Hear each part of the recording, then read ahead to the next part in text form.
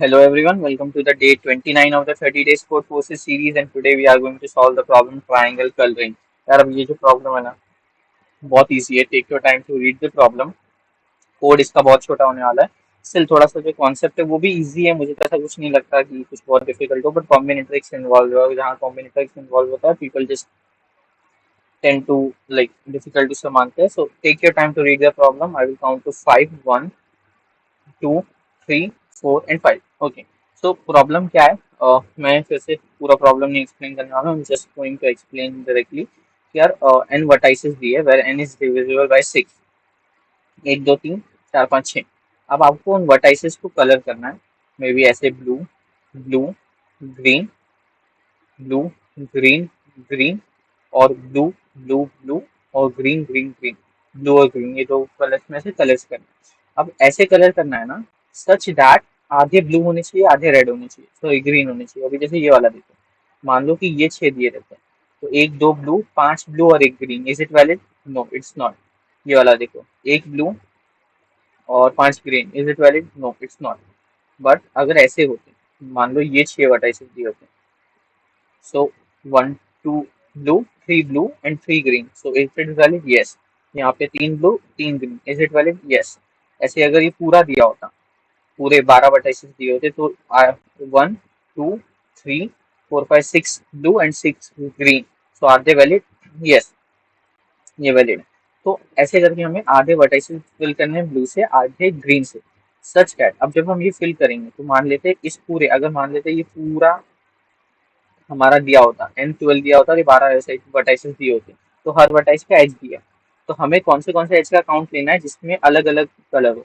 मतलब यहाँ ब्लू है, यहाँ ग्रीन है, यहाँ ब्लू है, यहाँ ग्रीन है, तो टोटल इसका काउंट 8 + 8 कितना हो गया? 16.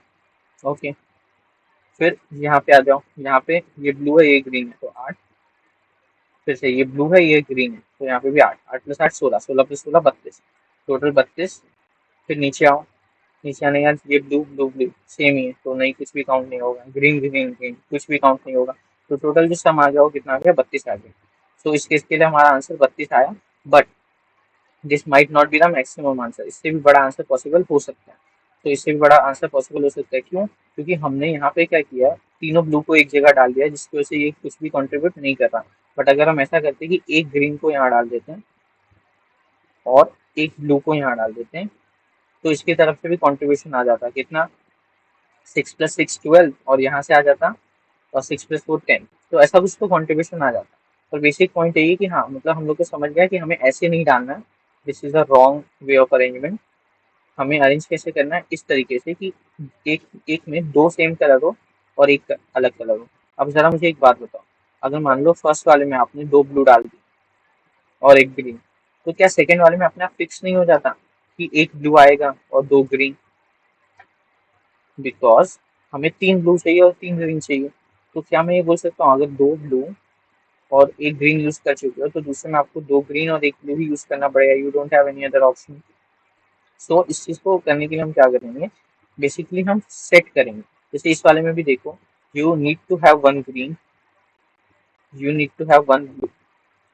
सो ऐसा कुछ होगा. तो हम क्या बोल सकते हैं कि हम ना ब्लू को सेट कर देते हैं. हम ना ब्लू को सेट कर देते हैं. मतलब अगर हम ऐसी वाली कॉन्फ़िगरेशन को सेट कर दें, यहाँ पे दो बी और एक ग्रीन है, दो बी और एक ग्रीन है, तो क्या अपने आप ये वाली सेट नहीं हो जाएगी कि यहाँ पे हमारे पास दूसरा ऑप्शन ही नहीं बचेगा? हम सिर्फ ब्लू और ग्रीन ले सकते हैं. ऑब्वियसली अब ब्लू और ग्रीन हम लोग इसको ग्रीन बना के इसको ब्लू बना सकते हैं. ये पॉसिबल है, बट वो कब है कब नहीं वो देखेंगे. बट अभी के लिए क्या ये चीज़ फिक्स नहीं हो जाएगी कि हाँ ये कॉन्फ़िगरेशन अपने आप फिक्स हो जाएंगे, जहाँ पे ऐसे वर्टाइसेस बन जाएंगे यहाँ पे दो ग्रीन एक ब्लू हो, अगर हमने ये वाले सेट कर दिए तो हम क्या बोल सकते हैं कि total n/3 vertices, number of, मतलब टोटल कितने ये ट्राइंगल्स बनेंगे? तो n/3 ट्राइंगल्स बनेंगे. तो n/3 ट्राइंगल्स में से हमें n/6 उनके आधे को सेट करना है. तो what is the number of ways in which we can set half, मतलब in which we can set n/6? तो n/3 c n/6 यही होगा. हम लोग को क्या करना है, जो n/3 वर्टाइसेस मतलब टोटल नंबर ऑफ वर्टाइसेस उसमें से आधों को सेट करना है. तो आधों को सेट करने के लिए क्या होगा? n/3 सी n/6 होगा। ये सब कुछ समझ में आया, इसमें तो कुछ रॉकेट साइंस नहीं है। अब आप ये बोल सकते हो कि हाँ okay, we got one answer कि n/3 सी n/6 होगा। ओके, n/3 सी n/6 होगा। बट अभी भी एक केस बाकी रह जाता है, कौन सा केस? ये तो हमारा आंसर होगा, बट अभी भी एक चीज बाकी क्या रहेगी कि आप ऐसे बोल सकते हो कि ये तो हो गया नंबर ऑफ ये फिक्स करने का, कि नंबर ऑफ ब्लू वाले, दो ब्लू और एक ग्रीन वाले फिक्स करने का। बट अभी भी एक चीज बाकी क्या है कि मैं यहाँ पे ग्रीन लिख के यहाँ पे भी तो ब्लू लिख सकता हूँ, राइट? तो फिर ये भी आपस में अरेंज होंगे, तो ये कितने तरीके से अरेंज होंगे ये देखो। हम क्या कर सकते हैं, एक तो अभी जो है वो रख सकते हैं, या तो इस जी के बदले ये भी रख सकते हैं, दूसरा तरीका। या तीसरा तरीका, बी यहाँ ना रख के यहाँ जी रखेंगे और यहाँ पे बी रखेंगे। क्या तीनों ही केसेस वैलिड हैं? हाँ, इस वाले में तीनों ही वैलिड है। क्यों? क्योंकि तीनों की वैल्यू सेम है। सिंस तीनों की वैल्यू सेम है तो हम कोई भी कॉन्फ़िगरेशन रखेंगे तो हमें आंसर 24 ही आएगा। अगर जी यहाँ पे है तो भी 8+8 24, अगर जी यहाँ पे तो भी 8+8 24, अगर जी यहाँ पे तो भी 8+8 16, सॉरी नॉट 24, 8+8 16 ही हमें मिलने वाला है। तो हम बोल सकते हैं कि यहाँ पे कोई भी कॉन्फ़िगरेशन वैलिड होगा बिकॉज तीनों की वैल्यू सेम है। But let's see other cases. तो मतलब इस वाले के लिए हम कितना मल्टीप्लाई कर देंगे? 3 से मल्टीप्लाई कर देंगे। क्या यहाँ पे 3 केसेस पॉसिबल? ठीक है, फिर हम देखेंगे आगे। तो इस वाले पे आए, इस वाले पे देखो, इस वाले पे दो सेम है और एक अलग है। तो अ, अलग मान लो अभी बी वाला है, तो बी में यहाँ रख सकता हूँ तो मुझे 16 मिलेंगे, ठीक है। अगर मैंने बी यहाँ रखा तो मुझे कितने मिलेंगे? 8+6, नेबरिंग एजेस मिलते हैं तो 8+6 देखिए 14 होंगे, तो मैं बी यहाँ पे नहीं रख सकता, ठीक है।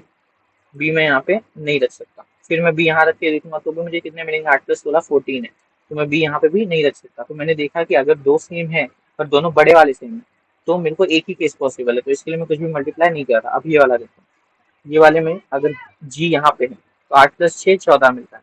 बट अगर जी यहाँ पे ना होके जी हम लोग यहाँ पे डाल दें तो भी कितना मिलेगा? 8+6 14 मिलेगा। मतलब टोटल दो वेज पॉसिबल है।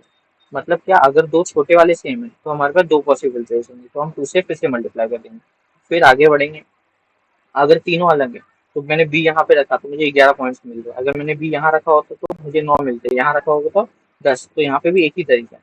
तो बेसिकली हम क्या करेंगे, उतने बार मल्टीप्लाई कर देंगे जहाँ पे तीनों सेम है वहाँ पे 3 से मल्टीप्लाई करेंगे, जहाँ पे दो छोटे वाले सेम है वहाँ पे 2 से मल्टीप्लाई करेंगे और बाकी केसेस के लिए कुछ भी नहीं करेंगे। तो this will be our final answer. I hope सबको समझ में आ गया होगा। सबसे पहले समझने वाला, सबसे इंपॉर्टेंट समझने वाली चीज क्या है कि n/3 से n/6 कैसे आ रहा है। टोटल नंबर ऑफ ट्राइंगल्स कितने बनेंगे? n/3। उसमें से हमें फिक्स कितने करने हैं? n/6, मतलब आधे फिक्स करने हैं। चार बन रहे थे, चार में से हमें दो फिक्स करना है। दो क्यों फिक्स करना है? क्योंकि दो तो अपने आप फिक्स हो जाएंगे ना बाकी के। तो दो फिक्स करने के मतलब दो सेलेक्ट करने के कितने तरीके होते हैं? चार में से 4C2, तो वही लिखा है हमने 4C2। 4C2 सेलेक्ट कर दिया। फिर इसके अंदर भी रीअरेंजमेंट हो सकता है कि ब्लू कौन सा रहेगा, ग्रीन कौन सा रहेगा। वो करने के लिए हमने ये एक्स्ट्रा फैक्टर ऐड किया। वो कैसे ऐड किया? चेक किया, जहाँ तीनों सेम है वहाँ पे 3 से मल्टीप्लाई किया, जहाँ पे दो सेम है छोटे वाले वहाँ 2 से, और बाकी सब जगह 1 से ही रहने दिया। सो हाँ, आई होप समझ में आया होगा। Question was very easy. Now I will show you the code of the solution in CPP, you can try the same in Java. तो कोड कुछ इस तरीके से, बहुत छोटा सा कोड है। हमने एनसीआर निकाला n/3 n/6 का, और फिर हमने क्या किया, तो पूरे इनपुट्स लेते गए और चेक किया। अगर तीनों सेम है तो उस आंसर को 3 से मल्टीप्लाई कर दिया, दो सेम है तो आंसर को 2 से मल्टीप्लाई कर दिया। नाउ यू माइट से कि यार ये एनसीआर डायरेक्ट कैसे निकाल दिया, या फिर ये मल्टीप्लिकेशन के लिए ये फंक्शन क्यों यूज किया है। तो ये मेरा टेम्पलेट है जो कि मैं नीचे प्रोवाइड कर दूंगा, मेरा टेम्पलेट। तो you can copy paste my template, क्योंकि मेरा टेम्पलेट सीपी के लिए बना है। So if you are feeling यार ये टेम्पलेट अच्छा है तो you can try, else you can write the code of NCR. कोई बहुत डिफिकल्ट काम नहीं है, तो you can do that. But मेरा code just it makes it easy, so that आपको वो चीज़ें फिर से कैलकुलेट नहीं करनी पड़ती हैं। In competitive programming, you don't need to know how NCR is calculated. You just need to know कि यार NCR होने वाला है, मतलब NCR यूज करना है हमें।